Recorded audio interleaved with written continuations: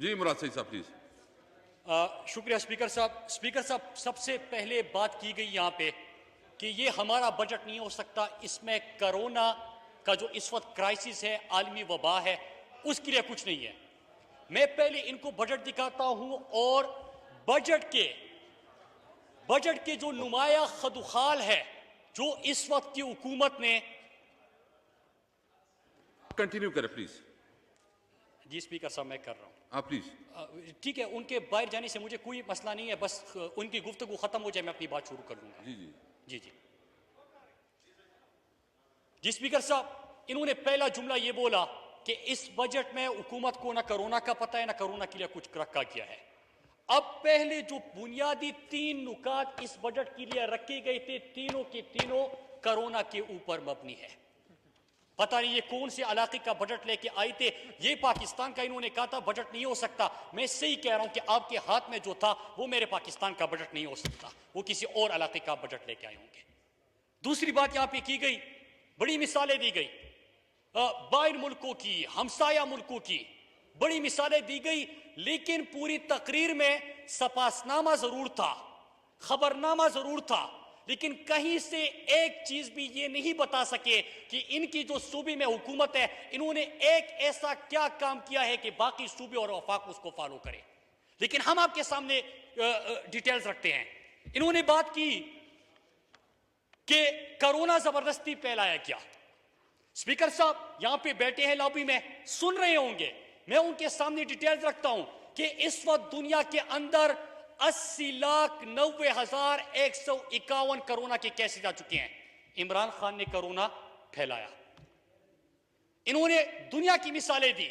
America, जो दुनिया की मजबूत मईशत जिनकी, इस वक्त अमेरिका के अंदर 20,94,058 केसेस, 1,15,732 अमवात। इन्होंने हमसाया मुल्क की बात की। मैं इटली, स्पेन और बाकी दुनिया की मिसालें नहीं देता, सीधा अपने नाइबर, अपने हमसाए की तरफ आ जाता हूं। हमसाया है भारत। इन्होंने कहा था कि लॉकडाउन, हमने भी 14 दिन का लॉकडाउन किया था, लेकिन सबसे ज्यादा अरसे के लिए जिन्होंने लॉकडाउन किया वो है इंडिया। 25 मार्च को इंडिया फैसला करती है कि हमने मुल्क को बंद करना है। स्पीकर साहब, 25 मार्च को टोटल इंडिया के केसेस होते हैं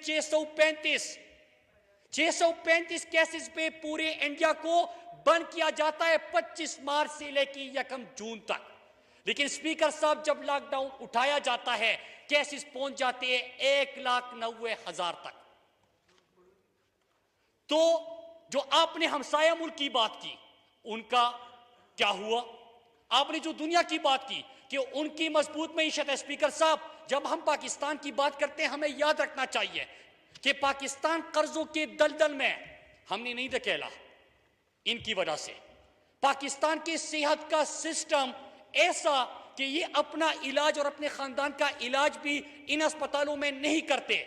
इसी मईशत में, इन्हीं सेहत की सहूलियात में हम कोरोना का मुकाबला कर रहे हैं। और मैं आपको बताता हूं, इन्होंने कहा ना, इन्होंने इमरान खान के बयान जो है रिपीट किए। इमरान खान ने पहले दिन से कहा था कि हमने यहां पे मरज से भी पाकिस्तानियों को बचाना है, हमने पाकिस्तानियों को भूख से भी बचाना है, हमने पाकिस्तानियों को बेरोजगारी से भी बचाना है। स्पीकर साहब, ये 3 नुकात थे, इसके ऊपर हम काम कर रहे थे। तो स्पीकर साहब, जब यहां पे इन 3 नुकात के ऊपर हम काम कर रहे थे, इन्होंने क्या कहा कि भूख से कोई नहीं मरता। पाकिस्तान के जहां पे हर साल हजारों लोग भूख से मरते हैं।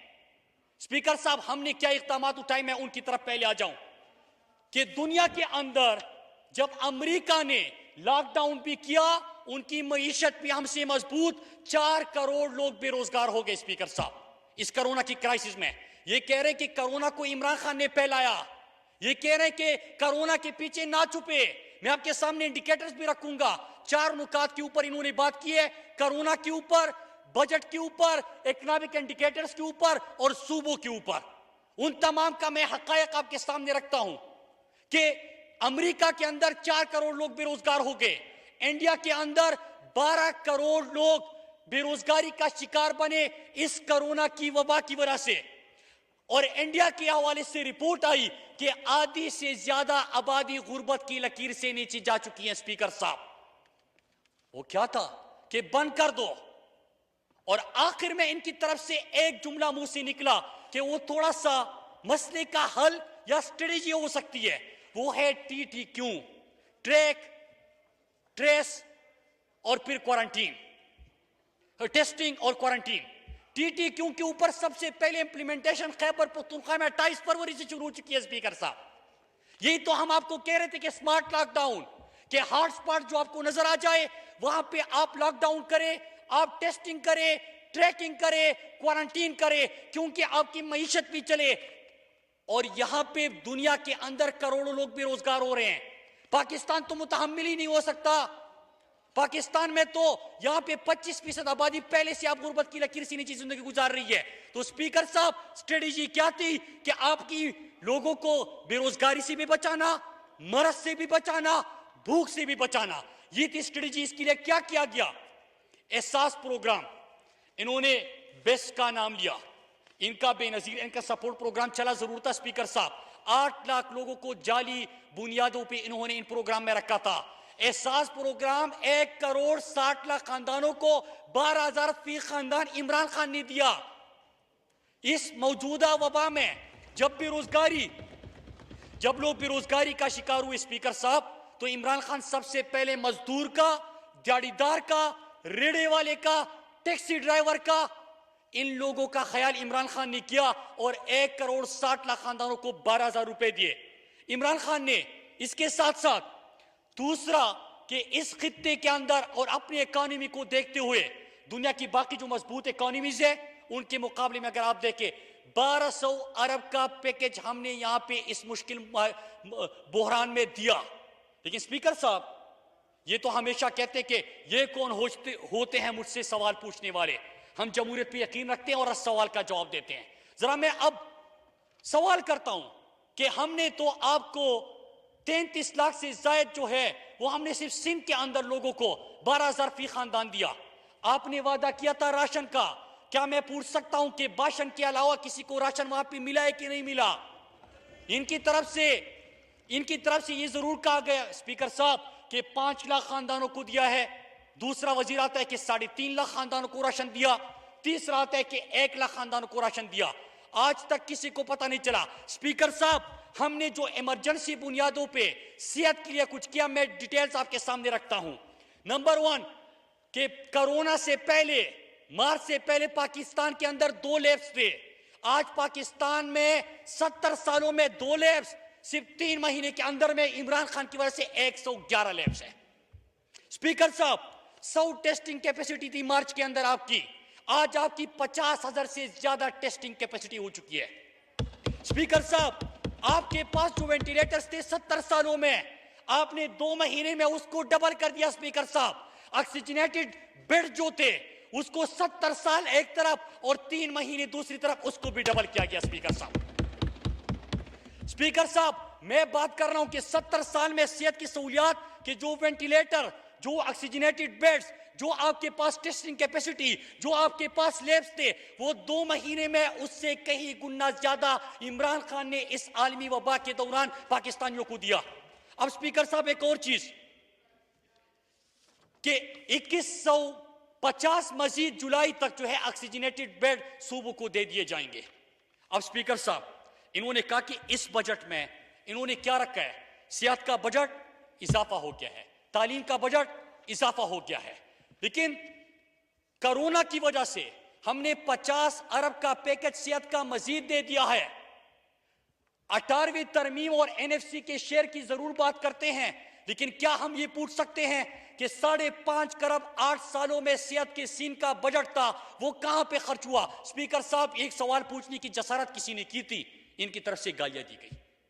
स्पीकर साहब, हमने 1 करोड़ 20 लाख खानदानों को 12,000 देने का वादा किया था, 1 करोड़ 60 लाख खानदानों तक पहुंचे, लेकिन आपने राशन का वादा किया था। हम सवाल नहीं पूछ सकते। वेंटिलेटर्स में तो इजाफा भी हो रहा है, लेकिन आपके जो कराची के अंदर जिस वक्त वेंटिलेटर्स दस्तयाब थे, अभी कोरोना नहीं फैला था, वहां पे डॉक्टर फुरकान जो लोगों की खिदमत कर रहा था, आप तकरीरें तो जान सकते हैं, आप डॉक्टर्स और नर्सेस के ऊपर इमोशनल तकरीरें जान सकते हैं, उनकी हमदर्दी हासिल करने की कोशिश कर सकते हैं, लेकिन हकीकत यह है कि डॉक्टर फुरकान की अहलिया को जब मैंने काशिफ अब्बासी के प्रोग्राम में सुना, मुझे दुख हो रहा था, मुझे रोना आ रहा था कि एक डॉक्टर जो मसीहा है, जो हम सब की खिदमत कर रहा था, जो आपके कराची के लोगों की खिदमत कर रहा था, वो एड़िया रगड़ रगड़ के सड़क पे एक जगह से दूसरी जगह जाता रहा, उसको वेंटिलेटर दस्तियाब नहीं था। स्पीकर साहब, तो स्पीकर साहब इन चीज का भी हवाला देना चाहिए। ये था कोरोना के ऊपर लोकस्ट की इन्होंने बात की। स्पीकर साहब, ये तो बताया कि जहाज वहां पे खड़ा है, लेकिन ये नहीं बताया कि इन्होंने लोकस्ट के नाम पे तो फंड निकाले थे, और अभी जब हम लोकस्ट से लड़ रहे हैं, हमें तो बड़ी नसीहतें इन्होंने की। मैं मानता हूं, मैं जवाब भी देता हूं कि आपके दौर में, नून के दौर में जिहाज होनी चाहिए थे, स्प्रे करने के लिए आपके पास तमाम चीजें दस्तयाब होनी चाहिए थी। स्पीकर साहब, आप खुद कमेटीज को चेयर करते हैं, एग्रीकल्चर से आपको भी उतना ही प्यार है, मोहब्बत है, जिस तरह पाकिस्तान का 2/3 हिस्सा जो है वो एग्रीकल्चर ज़राअत से के शोबे से वाबस्ता है। तो स्पीकर साहब, आपने खुद भी कमेटीज में देखा कि जिहाज नहीं थे, आप चाइना से और दुनिया से कहीं से आप जो उसके लिए जरूरियात चाहिए वो आप मंगवा रहे हैं, एनडीएमए के थ्रू हम मंगवा रहे हैं, लेकिन जो वहां पे जहाज खड़ा है स्पीकर साहब, उसको उठाने के लिए इनके पास स्प्रे नहीं होता। जहाज है, स्प्रे नहीं है, वहां पे उनके लिए बंदा नहीं होता इनके पास। ये किसकी जिम्मेदारी थी? सक्कर में है, आपकी रिस्पॉन्सिबिलिटी थी, एग्रीकल्चर मिनिस्टर था, लेकिन एग्रीकल्चर ने क्या किया स्पीकर साहब? सिंध के अंदर सरकारी महकमों के ज़राअत के खुसूसन 133 गाड़ियां गायब थी। लोकस्ट का मुकाबला करने के लिए ये नोटिफिकेशन निकालते स्पीकर साहब, लोकस्ट का मुकाबला के लिए मजीद बड़ी बड़ी गाड़ियां खरीदी जाए ऑफिसर्स के लिए। तो स्पीकर साहब, ये मुकाबला है, ये संजीदगी है कि हम यहां पे इस मुश्किल सूरत हाल में एक तरफ कोरोना की वबा से लड़ रहे हैं, दूसरी तरफ हम लोकस्ट का जो इतने अरसे से एग्रीकल्चर की तरफ आपको तवज्जो देनी चाहिए थी, और आज मुझे फख्र महसूस हो रहा है स्पीकर साहब, ये एग्रीकल्चर के ऊपर बात करते हैं, इनके दौर में निगेटिव में एग्रीकल्चर ग्रोथ चला गया था, आज 2.4 है।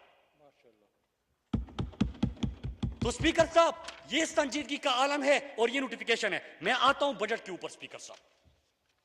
स्पीकर साहब, इन्होंने बात की कि हमने कहा और ये कोरोना के पीछे चुप रहे हैं, मार्च से पहले इनके इकोनॉमी की क्या हालत थी। मैं फाइनेंस डिवीजन की और इकोनॉमिक टीम की वो जो ऑफिशियल रिपोर्ट है मैं आपके सामने रखता हूं, लेकिन उससे पहले मैं वो बताऊंगा, क्योंकि स्वीडन की इकोनॉमी हमने इनहेरिट नहीं की, हमें विरासत में क्या चीज मिली थी, पहले वो इंडिकेटर्स कौम के सामने रखते हैं, फिर हमारे इंडिकेटर्स क्या है वो रखते हैं, और फिर बजट के ऊपर आते हैं। स्पीकर साहब, 2018 में एक रिपोर्ट आती है स्पीकर साहब, और मैं आपके सामने वो रिपोर्ट रखता हूं। 2018 2 अगस्त को रिपोर्ट आती है कि 7 दुनिया के अंदर मुमालिक है जो कि दिवालिया होने जा रहे हैं इस साल। 7 मुमालिक का 2 अगस्त 2018 में जिक्र होता है स्पीकर साहब, हमारी हुकूमत से 15 दिन पहले ये रिपोर्ट आती है कि दिवालिया होने जा रहे हैं 7 मुमालिक, उसमें हमारा पाकिस्तान भी है। ये ब्लूमबर्ग की भी रिपोर्ट है, ये फाइनेंशियल टाइम्स की भी रिपोर्ट है स्पीकर साहब, कि पाकिस्तान दिवालिया होने जा रहे हैं। क्यों दिवालिया होने जा रहे हैं? वो इंडिकेटर सामने रखते हैं कि करंट अकाउंट डिफिसिट आपका highest ever 19.9 billion dollars, trade deficit सबसे ज्यादा कब पूरे अरसे में सबसे ज्यादा 32 बिलियन डॉलर्स, एक्सपोर्ट में जीरो ग्रोथ, 5 साल जो नून के दौर के थे और उनका तो जो हाल था वो सबके सामने है। Circular debt 1200 billion, net international reserves negative में, स्टेट इंस्टीट्यूशंस तमाम के तमाम तबाह, स्टील मिल खसारे में। कब गया? जो अभी मौसूफ यहां पे गुफ्तगू कर रहे थे कि 2007-8 में स्टील मिल 9.2 बिलियन कमा के देता है पाकिस्तान को, लेकिन जैसे इनके अब्बू आ जाते हैं, इनकी हुकूमत आ जाती है, सीधा स्टील मिल जो है वो खसारे में चला जाता है। फिर इनके नून लीग की हुकूमत आती है स्पीकर साहब, खसारा मजीद बढ़ता जाता है। पीआईए इनके दौर में खसारे में चला गया, इन्होंने बेड़ा गर्क कर दिया। पाकिस्तान पोस्ट उनके दौर में खसारे में चला गया, इन्होंने बेड़ा गर्क कर दिया। पाकिस्तान रेलवे उनके दौर में खसारे में चला गया, इन्होंने बेड़ा गर्क कर दिया। और 2 चीजें मैं आज आपके सामने रखना चाहता हूं कि इनकी मईशत का मैं क्या कहूं स्पीकर साहब, कि अगर नून का पूछे तो इनका जो वजीर खजाना है मफरूर और इश्तिहारी, जो इनका मुशीर खजाना है, उसने क्या बयान दिया कि जो पाकिस्तान इंटरनेशनल एयरलाइंस खरीदेगा उसको स्टील मिल मुफ्त में देंगे। अनोखी पेशकश स्पीकर साहब कि जो पाकिस्तान इंटरनेशनल एयरलाइंस खरीदेगा हम स्टील मिल उनको मुफ्त में देंगे। ये मुशीर खजाना इनका ये बयान देता है। ये कौन सा उसमें? जी सर, कहाँ? स्पीकर साहब ये खुद उसने इसकी वीडियो भी मौजूद है और ये मैं टीवी चैनल के आपको ब्रेकिंग न्यूज दिखा रहा हूं उस वक्त की, इसके ऊपर मैंने बयान भी दिया था। स्पीकर साहब होता क्या है, ये उनकी बयान है, मिफ्ता इस्माइल साहब का बयान है स्पीकर साहब कि इनका वजीर खजाना जो था वो मुल्क से मफरूर और इश्तिहारी बन गया। जो मुशीर खजाना है वो कहते हैं कि PIA ले लो, स्टील मिल मुफ्त में ले लो। तो ये इनके हालात थे। स्पीकर साहब अब उनकी अगर बात करें, पाकिस्तान इंटरनेशनल एयरलाइंस मुल्की दारों की बात करते हैं, एम्प्लॉइज की बात करते हैं। अच्छी बात है स्पीकर साहब, मैंने अपोजिशन में जब खसारा बढ़ता गया और शुरू कहां से हुआ था, यही जो मौसूफ अभी बात कर रही थी और फिर यहां से हमेशा की तरह 9-2-11 हो गए। वो जो बात कर रहे थे इनके दौर में आगाज हुआ था खसारे में, लेकिन इन्होंने क्या किया जो आजकल पार्टनर बने हैं कि एक बंदा लेके आए 50 लाख तनख्वाह पे, गोरा कि बड़ा जहन है, बड़ा ब्रेन है, वो यहाँ पे आए। हमने सवाल उठाया कि 50 लाख रुपए दे रहे, क्यों दे रहे? कहते कि बहुत बड़ा दिमाग है उसके पास। स्पीकर साहब कुछ अरसे बाद पाकिस्तान का एक PIA का तैयारा गायब होता है और तैयारा बरामद होता है कि जो मौसूफ यहां से चले गए वहां पे इनका तैयारा भी चोरी हो गया। स्पीकर साहब यहाँ पे गोदामों से सिर्फ गोदाम गायब नहीं होता, सिर्फ पैसे चोरी नहीं होते, यहाँ पे तैयारे चोरी होते थे। ये थे इनके इंडिकेटर, इनकी हालत। हमारे दौर में क्या हुआ स्पीकर साहब? फिर आते हैं इमरान खान के दौर के ऊपर कि 2 अगस्त 2018 को कहा जा रहा है, ब्लूमबर्ग की रिपोर्ट आती है कि 7 मुमालिक दिवालिया होने जा रहे हैं और हमारे पाकिस्तान का जिक्र कर रहे थे। हमने क्या किया कि इस साल कोरोना से पहले जो इन्होंने कहा था कि कोरोना के पीछे मत छुपे, मार्च तक पहले 3 क्वार्टर्स का डेटा सामने रखता हूं। FBR टैक्स 17% इजाफा हुआ, फॉरेन डायरेक्ट इन्वेस्टमेंट 137% इजाफा हुआ, एक्सपोर्ट आपकी बड़ी।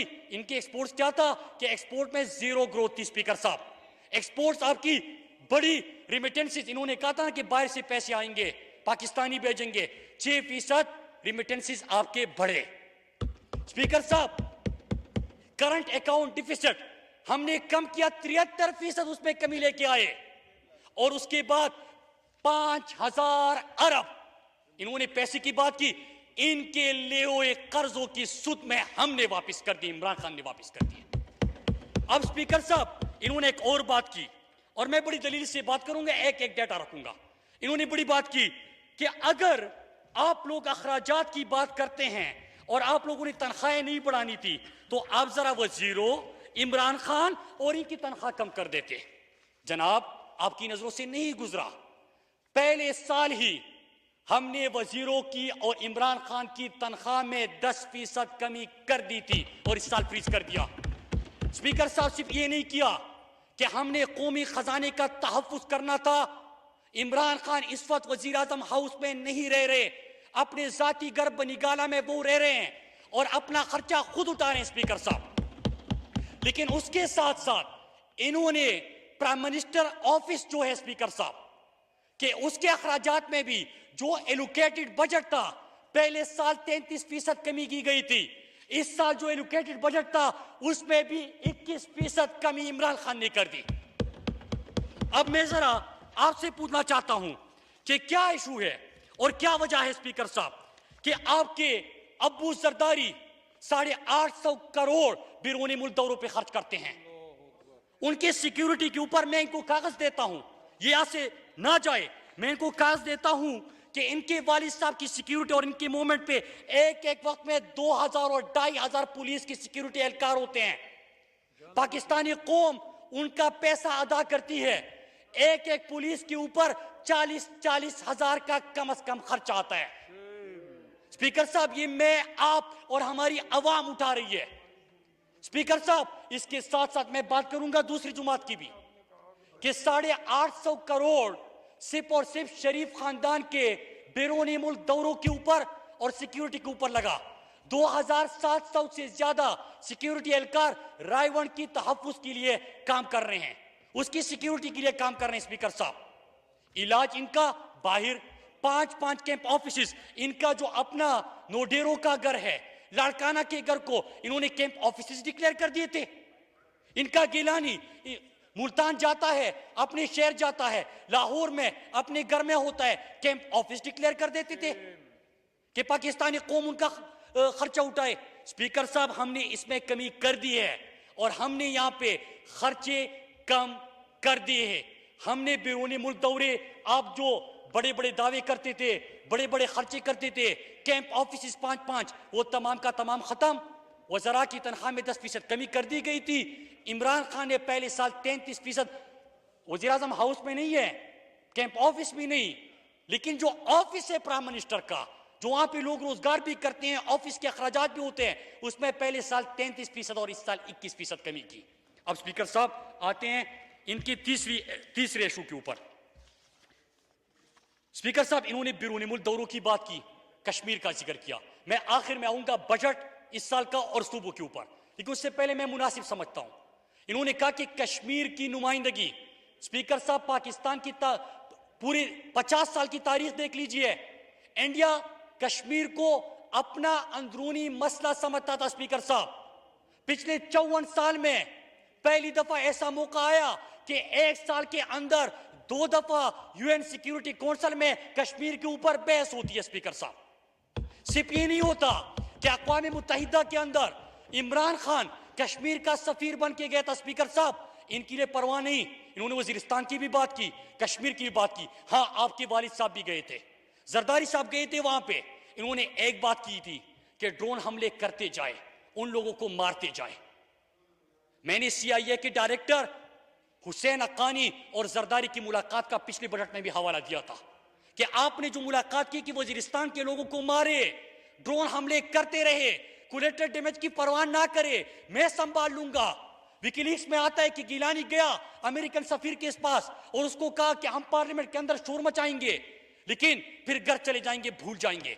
इमरान खान ने अक़वाम मुत्तहिदा गए, वहां पे पुख्तूनों की भी नुमाइंदगी की, पाकिस्तान की भी नुमाइंदगी की, आलम इस्लाम की नुमाइंदगी की, कश्मीर का सफीर बना और आलम इस्लाम का तर्जुमान बना। मेरे लिए सबसे बड़ी खुशी की बात क्या है? आप तर्जुमानी की बात करते हो, हमारे लिए मुसलमान है, हमारा दिल दुखता है जब कभी यहां पे एड स्पीच होती है, खत्म नबूवत के ऊपर मुसलमानों की जब दिल आजारी होती है। स्पीकर साहब, जब इमरान खान की आवाज गूंजी अक़वाम मुत्तहिदा के ऐवान में, जहां पे मुसलमानों के खिलाफ प्रोपेगंडा होता था, मदीने की रियासत की बात होती है, या कनाबुदो या कनस्तईन से आगाज होता है और असल में असल आशिक़ रसूल की वहां पे झलक नजर आती है। स्पीकर साहब, मेरा सर फख्र से ऊंचा हो जाता है। स्पीकर साहब, मैं अब आता हूं इनके बजट के ऊपर कि इन्होंने बजट पे के ऊपर जो सवाल किया जी। No cross talk, please. No cross talk, please. नहीं, मैं ऐसी बातें नहीं करता। अच्छा, स्पीकर साहब, अब आते हैं बजट के ऊपर। इन्होंने पूछा कि कोरोना के पीछे ना छुपे। जनाब, 1200 अरब का पैकेज, एहसास प्रोग्राम जो सूबों को हमने दिया, जिस तरह की टेस्टिंग को हमने यहाँ पे कैपेसिटी बढ़ाई, किस तरह हमने यहाँ पे आपके वेंटिलेटर्स, 3 चीजें मैं और बताऊं स्पीकर साहब की, PPE किट्स आज आप अपना बना भी रहे हैं, एक्सपोर्ट भी कर सकते हैं, मास्क अपना बना रहे हैं, सैनिटाइजर्स अपना बना रहे हैं। पाकिस्तान अब वो वेंटिलेटर्स बनाने की तरफ जा रहा है। स्पीकर साहब, हमने 2 महीने के अंदर ये चीजें की है, लेकिन अब बजट का इन्होंने पूछा है, तो बजट के ऊपर मैं आता हूं। सबसे ज्यादा इस वक्त प्रायोरिटी क्या थी कि कोई भी नया टैक्स नहीं लगेगा। स्पीकर साहब, पाकिस्तान की तारीख में पहली दफा ऐसा बजट आया, कोई नया टैक्स नहीं है। दूसरी चीज स्पीकर साहब, एहसास प्रोग्राम, एहसास की इन्होंने बात की। स्पीकर साहब, एहसास इमरान खान के दिल के नजदीक है, लेकिन ये नए पाकिस्तान की बुनियाद है। हमने हुकूमत में आते साथ ही पहले महीने में जो सड़कों पे सोते थे पाकिस्तानी, स्पीकर साहब, उनको सड़कों से उठाया और रियासत ने उनको मेहमान बना दिया। स्पीकर साहब, इनको और इनके पार्टी और लोगों को इस बात का एहसास इसलिए नहीं होगा स्पीकर साहब कि इनके अगर हुकूमत में 5-5 कैंप ऑफिस थे तो यही सड़कों पे जिंदा लाशें नजर आती थी। स्पीकर साहब, क्या ये हमारे मजदूर तबका जिनको दिहाड़ी ना मिलती, मजदूरी ना मिलती, स्पीकर साहब, ये सड़कों पे भूखे पेट सोते थे? स्पीकर साहब, उन लोगों को हमने सड़कों से उठाया, रियासत का मेहमान बनाया, लंगर खाना खोला। ये मौसूफ लंगर खाने के ऊपर बड़ा शोर मचाया था कि आप लंगर खाने खोल रहे हैं। जनाब, आपके लिए नहीं खोल रहे, उनके लिए खोल रहे जो गरीब है, भूखे पेट सोता है। रियासत ने उन लोगों के लिए लंगर खाने बनाए ताकि वो भूखा पेट ना सोए। अब ये क्या स्पीकर साहब, ये वही मदीने की रियासत के अमीरुल मोमिनीन रात को पूछता था कि मेरी रियासत में कोई भूखा पेट तो नहीं सोया। ये एहसास उन लोगों को होता है। मौसूफ तो कहते हैं कि कोई भूख से नहीं मरता। जनाब, मैं आपके सामने डेटा रखता हूं कि आपके सिफ्तर के अंदर पिछले 5 सालों में 3000 बच्चे ग़िज़ाई किल्लत की वजह से मौत का शिकार बन चुके हैं। 5 सालों में 3000 बच्चे ग़िज़ाई किल्लत की वजह से मौत का शिकार बन चुके हैं। स्पीकर साहब, जब कोरोना की वजह से लॉकडाउन हुआ तो कराची, सिंध, हैदराबाद, सक्कर, इन इलाकों में मैंने खुद देखा कि लोग खाली बर्तन लेके आए थे कि हमें खाना दे दो, लेकिन राशन का पैसा किधर चला गया किसी को पता नहीं। स्पीकर साहब, अगर वहां पे स्टंटेड ग्रोथ सबसे ज्यादा इस वक्त सिंध के अंदर है तो मैं सवाल करूंगा, इसलिए मैं कह रहा हूं कि एहसास प्रोग्राम किसके लिए है? 208 अरब इस साल रखा गया है बेवा खवातीन के लिए, यतीम बच्चों के लिए, बुजुर्ग शहरियों के लिए, उन लोगों के लिए जिनको 2 वक्त का खाना नहीं मिलता। रियासत जिम्मेदारी उठाएगी, हम जिम्मेदारी उठाएंगे, आप भी उसी तरह जिम्मेदारी उठाए। 62% फंड आपको मिलता है, सूबों को मिलता है।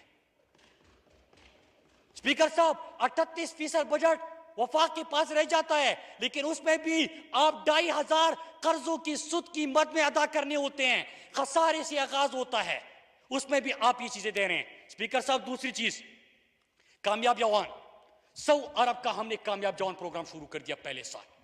इस साल भी कामयाब जवान हमारी प्रायोरिटी। तीसरी चीज कि हमने मर्ज डिस्ट्रिक्ट की बात की स्पीकर साहब, कबायली अजला की।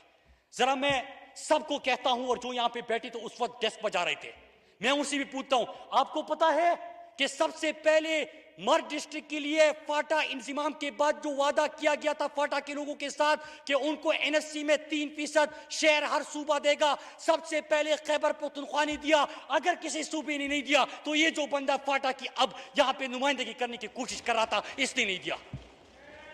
मैं यहां पे तमाम जमशुदा अजला के लोगों की तरफ से आपसे न सिर्फ मुतालबा करता हूं बल्कि फाटा के लोगों को कहता भी हूं कि अपने हक के लिए मैं आपके आगे होऊंगा, और आप आ जाए, इंशाल्लाह हम मुकाबला करेंगे, 3% शेयर इससे लेंगे।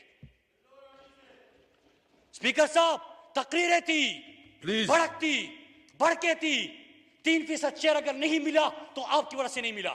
हमने पहले साल भी जमशुदा अजला को प्रायोरिटी रखा था। पहली दफा वजीरिस्तान के अंदर यूनिवर्सिटी, वजीरिस्तान के अंदर कॉलेजेस, उनके लिए रोड इंफ्रास्ट्रक्चर, उनके लिए स्कूलों के प्रोग्रामात, उनके लिए सैनिटेशन, सबसे अरबा रुपए के फंड्स हमने जमशुदा अजला के लिए रखे थे। इस साल भी हमारी प्रायोरिटी मैंने मर्ज डिस्ट्रिक्ट सी है और हम उनको तरजीह दे रहे हैं। लेकिन स्पीकर साहब, यहां पे दावा किया गया, बड़ा यहां पे दर्द दिखाने की कोशिश की गई। मुझे पता है कि आपके वालिद साहब ने जिस तरह अमेरिका में जाके CIA डायरेक्टर के साथ कहा था कि वजीरिस्तान वालों के ऊपर ड्रोन हमले करो, उनको मारो, इनकी फिक्र ना करो, मैं संभाल लूंगा। आज भी आप ही उसी नक्श कदम पे चलते हैं, दावे तो करते हैं, तकरीर तो जाड़ दी, शेयर नहीं देते, शेयर आप नहीं दे रहे, हम जबरदस्ती लेंगे आपसे। यहां पे वजीरिस्तान के MNS भी बैठे हैं, मैं इनको भी कहता हूं कि आपने भी इसको उठाना है। अगर बात करनी है हकीकत के ऊपर करनी है, लोगों को उनका हक दो। स्पीकर साहब, दूसरी चीज इन्होंने कहा कि डेवलपमेंट बजट पहली जो जिस चीज से आगाज किया था, पहला जुमला इनका गलत था कि इसमें बजट की कितनी प्रायोरिटी हुई थी। अब मैं आता हूं डेवलपमेंट के ऊपर। स्पीकर साहब, इस वक्त इमरान खान ने कहा कि मुश्किल वक्त है, मसाइल है, लेकिन हमारी तरजीह जो है वो तरक्याती काम भी है ताकि लोगों को रोजगार मिल सके। और स्पीकर साहब, मैं आपको हमेशा सुनता हूं, देखता हूं कि जब हम खैबर पख्तूनख्वा में हुकूमत थी तब भी आपने मगरिबी रूट के ऊपर बड़ी कोशिश की थी कि हमारा वेस्टर्न रूट बने, क्योंकि हमारा साउथ KP, हमारा बलूचिस्तान, हमारा जो इवन क्या मर्ज डिस्ट्रिक्ट वजीरिस्तान की बात करें तो उनकी जब तक कनेक्टिविटी नहीं होगी वेस्टर्न रूट, चतराल, स्वात, दिर, गिलगित बल्तिस्तान, यहां से शुरू करके अगर हम नहीं जाएंगे तो इन इलाकों को तरक्की कैसे मिलेगी? इन्होंने वेस्टर्न रूट में उसको आगाज नहीं किया था, शामिल नहीं किया था। हमारे दौर में अल्हम्दुलिल्लाह वेस्टर्न रूट पे काम शुरू हो चुका है और इस साल हमारा 2 बलूचिस्तान के बड़े मंसूबों के ऊपर वेस्टर्न रूट के ऊपर काम हो रहा है और अगले साल डीए खान से जोब और कुचलाक जो हमारा वो प्रोजेक्ट है उसके ऊपर भी काम शुरू हो जाएगा। इन्होंने जब हमने एहसास की बात की स्पीकर साहब, ये बताएं कहाँ पे काम हो रहा है? अच्छा मैं प्रोजेक्ट का नाम बता दूं। इस वक्त यारिक सागू जो हमारा बलूचिस्तान का इलाका है उसके ऊपर 210 किलोमीटर की सड़क है स्पीकर साहब। इसके ऊपर आगाज हो गया। सीपेक का जो जोब कुचलाक है 305 किलोमीटर, इसकी प्रोक्योरमेंट हो गई और डीए खान से जोब तो ये पूरा मुकम्मल हो जाएगा। बलूचिस्तान का इलाका आपका महरूम इलाका था, बलूचिस्तान के हुकूक को इन्होंने बात बहुत की, लेकिन इनको पता था कि मुराद सईद आएगा और बात करेगा तो फिर उसके पास जवाब नहीं होगा, लिहाजा 9-2-11। स्पीकर साहब जो लेजे में तलखी थी उसके ऊपर मैं आखिरी हिस्सा मैंने रखा है। वो ये समझ रहा था कि ये मुराद अली शाह है, वो भूल बैठा था मुराद सईद है। स्पीकर साहब अब मैं आता हूं। हमने कहा कि एहसास शुरू किया 208 अरब का, कहते हमने सड़कें बनाई। हमने कहा कि 1200 अरब रिलीफ पैकेज दिया, कहते कि हमने सड़कें बनाई। हमने कहा कि पनाहगाहें बनाई, कहते हमने सड़कें बनाई। हमने कहा कि इमरान खान ने खर्चे कम किए, कहते कि हमने सड़कें बनाई। हमने कहा कि बीवाओं को, बुजुर्गों को, नौजवानों को हमने मनसूबे दिए, कहते कि हमने सड़कें बनाई। हमने कहा कि 1 करोड़ खानदानों को सेहत इंसाफ कार्ड के 7,20,000 तक हर पाकिस्तानी का मुफ्त और बेहतरीन इलाज हो सके, इमरान खान ने दे दिया, कहते कि हमने सड़कें बनाई। तो स्पीकर साहब मैंने कहा कि जरा सड़कों के ऊपर आ जाते हैं। हमारे दौर में स्पीकर साहब 2 सालों के अंदर, और ये ऑफिशियल डेटा है आप अपने पास भी रख सकते हैं ताकि पूरे कौम को पता हो, हमारे दौर में 2 सालों के अंदर जो सड़कों की एग्जीक्यूशन हुई है वो 1824 किलोमीटर है। 1824 किलोमीटर जो इनके आखिरी 2 सालों में हुई है 1230 किलोमीटर। मतलब ये कि एग्जीक्यूशन 48.2%। तहरीक इंसाफ इमरान खान की हुकूमत सड़कों में भी जीत गई है। अब आते हैं दूसरा कि बड़े मंसूबे और नए मंसूबे।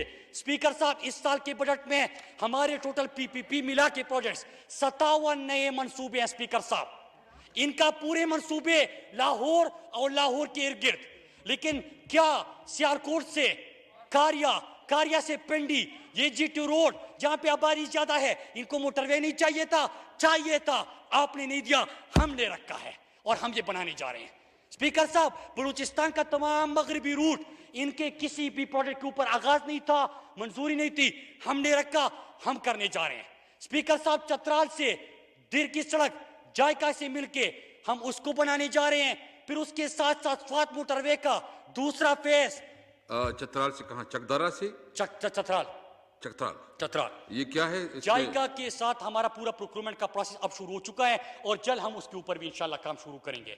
स्वात मोटरवे जो कि सूबाई प्रोजेक्ट था जिसके ऊपर हमने आगाज किया था, स्वात मोटरवे की अब एक्सटेंशन होने जा रही है और हम उसको भी बनाने जा रहे हैं। फिर पेशावर से डीए खान सूबाई हुकूमत खैबर पख्तूनख्वा ने मतलब कुहाट, करक, लकी मरवत, डीए खान, पसमानदा अजला, उनको भी मोटरवे की मंजूरी हो गई है और इस साल इसके ऊपर फिजिबिलिटी का काम हो रहा है। अगले साल वो भी बनेगा। पूरा मगरबी रूट एक ख्वाब नहीं रहा, हकीकत बन गई, इमरान खान ने बना दिया। स्पीकर साहब, स्पीकर साहब ये तो मैंने इसलिए सड़कों की बात की, हालांकि बड़ा मुश्किल होता है कि आप सड़कों की हमेशा ये बात करें। हमने इंसानों के ऊपर खर्च करना है, वो प्रायोरिटी है, लेकिन मैंने डेटा इसलिए सामने रखा स्पीकर साहब कि कभी तो हम लोगों को बताए कि असल जो काम है वो कौम के ऊपर खर्च करना है। बलूचिस्तान की बात हुई, प्रायोरिटी बलूचिस्तान। फाटा की बात हुई, आपने शेयर नहीं दिया। खैबर पख्तूनख्वा, पसमानदा अजला, उनको उठाने के लिए हमने प्रोग्राम रखे। अब स्पीकर साहब आते हैं कि पब्लिक प्राइवेट पार्टनरशिप, कहते हैं कि आप लोगों ने तो कहा था कि सड़कों से कौमें नहीं बनती। स्पीकर साहब मैं आज भी कह रहा हूं, मैं वजीर मौसिलात हूं, मैं ये कह रहा हूं कि पहले इंसानों के ऊपर खर्च करो, एहसास प्रोग्राम को प्रायोरिटी रखो, रिलीफ पैकेज 1200 अरब का प्रायोरिटी रखो, 1 करोड़ खानदानों को 7,20,000 का हेल्थ इंश्योरेंस मतलब मुफ्त और बेहतरीन इलाज, इसको प्रायोरिटी रखो। ये प्रायोरिटी रखी हमने, लेकिन 1438 किलोमीटर मतलब इन्होंने जो 1200 किलोमीटर की सड़कें बनाई थी उससे भी ज्यादा पब्लिक प्राइवेट पार्टनरशिप के ऊपर बनाने जा रहा हूं स्पीकर साहब। मतलब ये कि कौम का पैसा नहीं लगेगा, इन्वेस्टमेंट आएगी, पहिया चलेगा इकोनॉमी का, लोगों को रोजगार मिलेगी, कौम को सड़क मिलेगी। स्पीकर साहब ये हो गया सड़कों के ऊपर। मैं सिर्फ एक फजल खान, मैं आप सबसे रिक्वेस्ट करूंगा, क्योंकि टाइम तो काफ़ी हो गया है और बहुत सीनियर लोग बोले हैं, आप अगर अभी तकरीर करेंगे तो कोई पता भी नहीं होगा। कल इंशाअल्लाह ताला आपका जो लिस्ट है हम इसको कल से इसको एंटरटेन करेंगे आपके लिस्ट को, तो ये बेहतर होगा ताकि आप फ्रेश हो। और मेरी कोशिश होगी कि कल सारे हम जूनियर लोगों को मौका दें ताकि वो भी खुल के बात कर सके, उसको मीडिया में जो है ना प्रॉपर जगह मिल सके। अभी टाइम भी तो मैं इसलिए आपको कम्युनिकेट करना चाहता हूँ कि आप तसल्ली से इंशाल्लाह कल 11 बजे हम इजलास करेंगे। जी प्लीज। जी जी जय जी स्पीकर साहब, अब मैं चंद सवाल इनसे पूछने की जसारत करता हूं स्पीकर साहब। मैंने corona, locust, economic indicators, budget, एक एक चीज का दलील से जवाब दिया स्पीकर साहब। मैंने जो डेटा यहां पे रखा है उसको ये चैलेंज करे, लेकिन अगर इन्होंने जो डेटा रखा है मैं स्पीकर साहब उसको चैलेंज करता हूं। मैं आपसे रिक्वेस्ट करता हूं, मैं पूरा डेटा आपको भी दूंगा, स्टैटिस्टिक आपको दूंगा, और आप मौसूफ से भी ले लीजिए कि क्या पार्लियामेंट के फ्लोर पे गलत बयानी किसी को करनी चाहिए कि नहीं करनी चाहिए। अब स्पीकर साहब मैं आता हूं, इनसे सवाल करता हूं। इनके वालिद साहब ने एक मौका पे कहा था स्पीकर साहब कि ये कौन होता है मुझसे सवाल पूछने वाला। कुछ अर्सा पहले इनसे हमने सवाल किया कि सिंध के सेहत का बजट कहां पे चला गया। वहां पे एक चैनल ने सवाल किया कि सिंध के सेहत का 5.5 खरब कहां पे चला गया। इन्होंने वहां पे गालियां और धमकियां तो छोड़े स्पीकर साहब, ये मौसूफ फरजंदी जरदारी फरमा रहे थे कि इनकी हिम्मत कैसे हुई मुझसे सवाल करने वाले। ओ भाई, आप पर्ची लहरा के आए थे इसलिए आपको जमहूरियत नहीं लगती। जमहूरियत में जवाब देना पड़ता है और आपको जवाब देना होगा स्पीकर साहब। हम जवाब देते हैं, आपको जवाब देना होगा। मेरे चंद सवाल स्पीकर साहब, इन्होंने हमसे जो सवाल किए थे उनका मैंने बता दिया कि आपने सपासनामा पेश कर दिया, 62% पैसा, 18वीं तरमीम के बाद पैसा, एनएफसी में शेयर, आपको इस मरतबा भी सूबों को 2000 अरब से ज्यादा मिले जा रहे हैं एनएफसी में, ये भी गलत बयानी थी। ये शेयर आपको मिले जा रहे स्पीकर साहब, ये पैसा आप किस चीज पे लगा रहे हो, इसका जवाब दीजिए। सिंध के सेहत का 5.5 खरब कहां पे लगा? क्यों वहां पे डॉक्टर फुरकान जो मसीहा है लोगों का, उन जैसे हजारों डॉक्टरों को वेंटिलेटर में नहीं मिलता? क्यों वहां पे लोगों को उठाने के लिए स्ट्रेचर नहीं मिलता, एम्बुलेंस नहीं होता? मैं कल सक्कर के मनाजिर देख रहा था, गधा गाड़ी पे लोगों को एक मौत को लेके जा रही थी स्पीकर साहब। स्पीकर साहब, दिल दुखता है हमारा। हमसे पूछते कि आप सवाल ना करें, हम सवाल करते हैं। आप कहते कि कोई भूख से मरता नहीं। स्पीकर साहब सुनो, जो भूख होती है बड़ी सफाक होती है स्पीकर साहब। स्पीकर साहब, वहां पे लोग जब खाली बर्तन लेके आते थे तो यहां पे हम सवाल कर सकते हैं कि राशन के नाम पे करोड़ों अरबों रुपए आपने कहां पे खर्च किया। हमने 1 करोड़ 60 लाख लोगों को 12,000 रुपए दिया, सब पूरे पाकिस्तान ने देखा। आपने राशन किसको दिया? भाषण के अलावा स्पीकर साहब किसी को पता नहीं। स्पीकर साहब, हम सवाल करते हैं स्पीकर साहब कि आपने वहां पे लाड़काना के अंदर, चलो मैं उस चीज के ऊपर बात तो नहीं करता कि आपका हल्का और 98,000 कुत्तों के काटने के वाकयात हुए, आप क्या कर रहे हो, मैं वो नहीं पूछता। मैं भूख का पूछूंगा, मैं स्टंटेड ग्रोथ का पूछूंगा स्पीकर साहब कि वहां पे लोगों को पूरा खुराक नहीं मिलता। क्या वो किसी के बच्चे नहीं है? आप यहाँ पे मजदूर, दिहाड़ीदार, रेहड़ी वाला, टैक्सी वाला, आपको मजाक लगता है कि मुल्क का प्राइम मिनिस्टर क्यों हर तकरीर में रक्शी वाले की बात कर रहा है? हम करेंगे। हम सियासत में इसलिए आए थे, हम हुकूमत करने नहीं, हम यहाँ पे इन लोगों के लिए कुछ करने आए हैं। आपको टैक्सी वाला बुरा लगता है, आपको बुरा लगता होगा। आपको रेहड़ी वाला बुरा लगता है, आपको लगता होगा। हम उन लोगों को सीने से लगाएंगे, उनको तरजीह रखेंगे। अगर वहां पे लोग मर रहे हैं भूख से स्पीकर साहब, उसका जवाब आपको देना पड़ेगा। और एक और चीज, इन्होंने एक बात नहीं की स्पीकर साहब।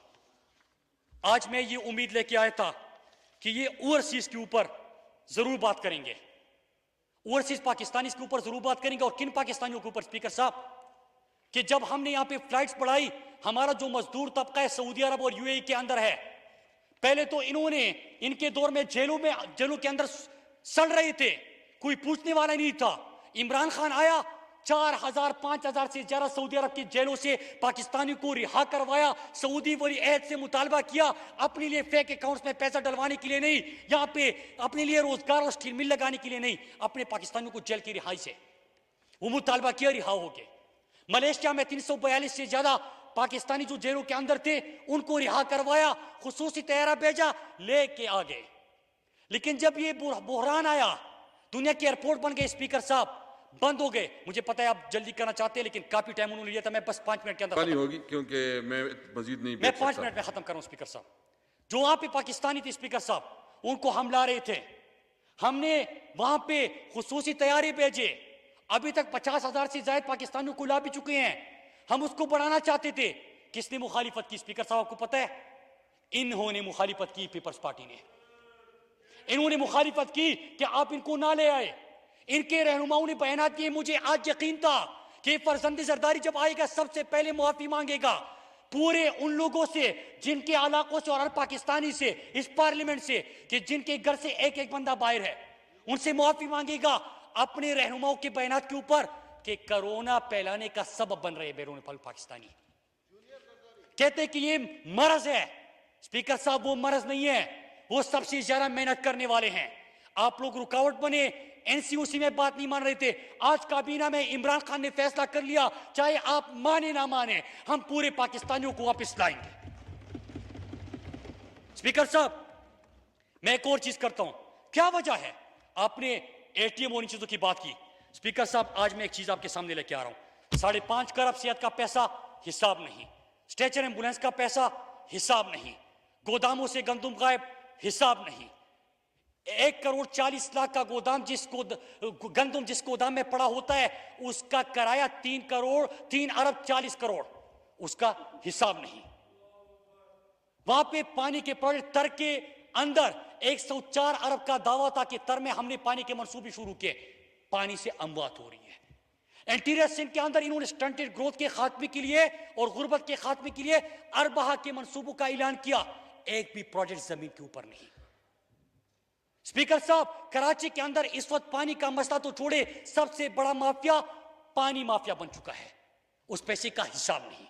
मतलब ये कि लाड़काना को एड्स अदा कर दिया, वहां पे आपने कराची को गटर अदा कर दिया। अगर हम इस पैसे का सवाल करें तो उसके ऊपर खामोशी, लेकिन यहां पे इस तरह तकरीरें जाते हैं जैसे हम ये सब कुछ कर रहे हैं। स्पीकर साहब, मैं आपके सामने ये JIT रिपोर्ट लेके आया हूं इनके फरजंद जरदारी के वालिद साहब का, कि आपने जब भी इस पैसे का पूछना है कि तर में भूख से मरने वाले उजैर बलोच से अजीज मेहमद तक, गोदामों से गंदुम गायब होने तक, पानी माफिया और नई बिल्डिंग की इजाजत देने वालों से लेके सिंध को नूचती और लूटती पीपी की कहानी सुननी है तो ये पैसा जरदारी, अब्बू जरदारी के फेक अकाउंट की JIT में जाता है। और आज मैं स्पीकर साहब गुजारिश करता हूं, ये मैं आपको पार्लियामेंट को ये रिकॉर्ड के लिए देना चाहता हूं कि इसको पार्लियामेंट की रिकॉर्ड में रखे कि आने वाली नस्लें, मौजूदा पार्लियामेंट जब भी सिंध की तबाही की बात हो, जब भी सिंध के खस्ताहाल सेहत की बात हो, जब भूख से कराची और सिंध में अमवात की बात हो, जब वहां पे बेरोजगारी की और गुर्बत की बात हो, जब स्टंटेड ग्रोथ की बात हो, जब वहां पे बच्चे बिलक बिलक से मौत, पानी ना मिलने की वजह से मर रहे हो। स्पीकर साहब, इसका कोई पाकिस्तानी सवाल पूछना चाहे तो इनको ये JIT रिपोर्ट दिखाइएगा, और ये आज पार्लियामेंट में रिकॉर्ड का हिस्सा है। तमाम कौमी असम्बली के मेंबरान को मैं कहता हूं कि इसको पढ़ लीजिए, इसको रिकॉर्ड का हिस्सा बना दीजिए। आखिर में स्पीकर साहब, मैं अपनी बात खत्म करता हूं। मैंने एक एक सवाल का जवाब दिया स्पीकर साहब। मैं बहैसियत पाकिस्तानी और बहस जमहूरियत के नाते हम इनको जवाब दें हर सवाल का जवाब देने का, लेकिन ये भी 35-40 सालों से नस्ल दर नस्ल हुकूमत में आ रहे हैं, इनको इन सवालों के जवाब देने पड़ेंगे। स्पीकर साहब, एक मिसाल देनी पड़ेगी कि 62% पैसा आपके पास था, हमने 38% पैसे में वफाक ने पहले आपका 2,500 अरब रुपया कर्जा जो आपने लिया था वो अदा किया, और उसमें 1,200 अरब का पैकेज भी हम लेके आए। 1,60,00,000 खानदानों को हमने ये भी दे दिया। तो आपने क्या किया? स्पीकर साहब, इन सवालों का हम जवाब पूछेंगे। और एक आखिरी बात स्पीकर साहब करूंगा कि हमने मुश्किल सूरत हाल में मैंने आपके सामने दुनिया का डेटा रखा कि अमेरिका में मौत कितनी हुई, हमारे हमसाये मुल्क के अंदर 50% ज्यादा लोग गुर्बत की लकीर से नीचे जिंदगी गुजार रहे हैं, चले गए। 33% को अगर 2 हफ्ते के अंदर खुराक ना मिला भूख से मर जाएंगे। ये इंडिया की सूरत हाल है, ये आलमी मईशत है। स्पीकर साहब, हम इसके अंदर मुकाबला कर रहे हैं। मैं अपने पाकिस्तानियों को कहता हूं कि इनको तो हर चीज खुराक छोड़े, जायदाद छोड़े, इनको तो पार्टियां वरासत में मिलती है। पर्चा लहरा के ये आ जाते हैं और कहते हैं कि मैं किसी को जवाब दे नहीं। ये सही कहता है, जमहूरियत में जवाब दिया जाता है, अमरीयत में और इस तरह वरासत में जो चीज मिल जाए उस पर जवाब नहीं दिया जाता। स्पीकर साहब ये ठीक कह रहा है। ये यहाँ पे पार्लियामेंट को सिंध की काबीना समझ बैठा है, मुराद सईद को मुराद अली शाह समझता है, यहाँ पे बढ़ के मारता है। लेकिन स्पीकर साहब कौम को मैं क्या कहता हूं कि खुदारा ये लोग तो यहाँ पे डायलॉग भी मारेंगे, कोई इनको फर्क नहीं पड़ता अगर यहाँ पे लाशें उठी, इनको कोई फर्क नहीं पड़ता कि अगर अस्पतालों पे रश हो गया, क्योंकि इन्होंने तो देना कुछ नहीं है, इन्होंने तो तकरीरें जाननी है, इन्होंने तो राशन का पैसा खा लिया, वेंटिलेटर्स नहीं है, एम्बुलेंस नहीं है। स्पीकर साहब इनको कोई फर्क नहीं पड़ता, फर्क पड़ेगा आम पाकिस्तानी को, हमारे और आपके पाकिस्तानियों को। मैं इनसे गुजारिश करता हूं कि जो वजारत सेहत की तरफ से आपको हिदायत दी जाती है, खुदारा उस पर अमल करे, क्योंकि मैंने आपके सामने दुनिया का डेटा रखा कि दुनिया का सबसे मजबूत मईशत, यहाँ पे 12 करोड़ लोग, 4 करोड़ लोग उनके बेरोजगार हो गए हैं। हमारे पाकिस्तान के अंदर क्या होगा? हम तो वैसे गुर्बत की नहीं जिंदगी गुजार रहे हैं। दुनिया का बेहतरीन हेल्थ सिस्टम इटली के अंदर, कनाडा, अमेरिका, यूके, वो घुटने टेक चुका है। स्पीकर साहब हमारे यहाँ तो अस्पतालों की ऐसी हालत है कि अभी मैं सवाल करूंगा कि जरदारी साहब कौन से अस्पताल में है? अल्लाह की कसम किसी सरकारी अस्पताल में नहीं होंगे। स्पीकर साहब थैंक यू जी। इसमें खत्म करता हूं। स्पीकर साहब ये हमारी सूरत हाल है। उसके साथ जो हुकूमत की तरफ से एसओपीज दी जाती है, स्पीकर साहब मैं ये भी गुजारिश करूंगा कि उसके ऊपर भी अमल दरामद हो। आखिर में मैं ये बात करूंगा कि हम इंशाअल्लाह जितनी भी इंडिकेटर्स हैं, आपने मुल्क को खसारों में छोड़ा, इदारों को तबाह कर दिया, लूट मार का आगाज किया, सेहत तबाह, तालीम तबाह, सेहत की सहूलियात नहीं तो 70 सालों में आपने नहीं दिया था, 3 महीनों के अंदर हमने दिया। हम इंशाअल्लाह निकनियती से अपने गरीब तबके को प्रायोरिटी रखेंगे, मजदूर को प्रायोरिटी रखेंगे। किसान हमारी तरजीह है, हमारा छोटा रक्शे वाला, वहां पे एम्बुलेंस वाला, ये हमारी तरजीह। स्पीकर साहब हम इंशाअल्लाह इसी को नया पाकिस्तान कहते हैं, यही हमारा ईमान है। और एक चीज कि आप जब यहाँ पे तकरीरें झाड़ते हैं तो थोड़ी सी हिम्मत करे, हौसला करे।